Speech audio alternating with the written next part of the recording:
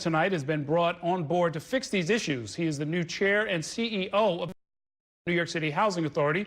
Gregory Russ began that job just a few weeks ago, and he joins me now in studio. Welcome. Very nice to meet you. Nice to be here. I wanted to start by giving you a chance to respond to our reporting about the NYCHA elevator outages. Well, I did get a chance to look at the piece, and this is a really difficult issue. In the one property, for example, the outage is so long because of the structural defects in the shaft, which means that typical elevator repair just can't happen till that is fixed. And that actually is a symptom, I think, of one of the bigger problems, maybe the biggest problem we collectively face, and that is how do we get adequate capital back into these buildings to make these repairs, and how do we raise the level of money that's going to be needed to make these kinds of deficiencies go away.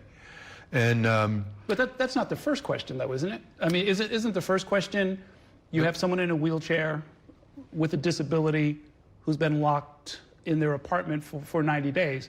Shouldn't you find a solution for the person rather than the building? Well, in this case, there are options in that building. We have offered to relocate families if they wish, but that's a voluntary choice. There are staff that are available to do stair assist devices, and they can be called. So there are options for folks when the outages are that long. I think some of the issues for us are, folks are assisted in a variety of ways if they have mobility impairments, and can we accommodate all those on the steps? And that's difficult. I mean, the situation is just untenable. It should be something that no one has to live with. And we'd be open to talking with the family again if they wished, but if they wanted to do a temporary relocation with a guaranteed right to come back, we'd certainly be open to talking. So can you do that for those two families that we showed you? Yeah, we could, and we may have offered already, but we don't, we're not in the business of just ordering someone to do something. In this case, the family would have to want to do that, and we could work out an arrangement. Is NYCHA violating the Americans with Disabilities Act?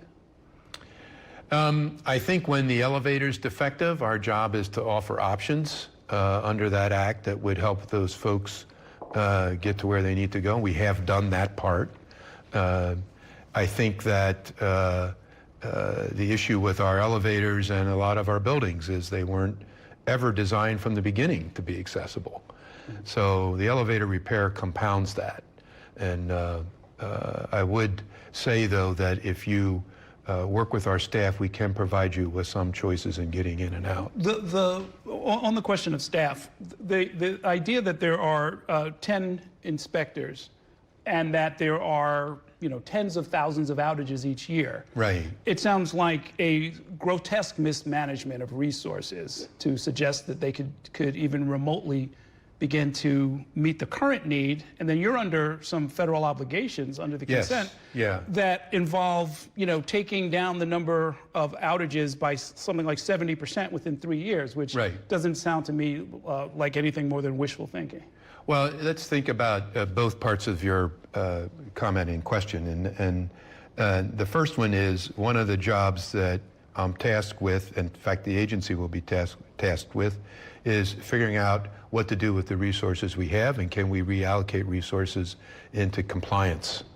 In fact, virtually since I got there, we've been talking about how do we organize ourselves to comply with this agreement. And there's a number of things in that. I don't have to get into each one of those, but one of those will be how many people can we have on some of the compliance issues that the agreement demands we perform. And we will make changes to enhance our staff and options in those areas. And then this segues right into the second question. How do we stabilize this portfolio, this largest public housing portfolio in the country, serving the most people in the country with public housing options? And how do we get to a place where we can invest back in the property completely, in the building completely, to try and correct not just the elevator issue, but some of the other things that are there. See, here's the thing I don't understand, because we reported every step of the way as they were negotiating the agreement, after they announced the agreement, when they talked about hiring you.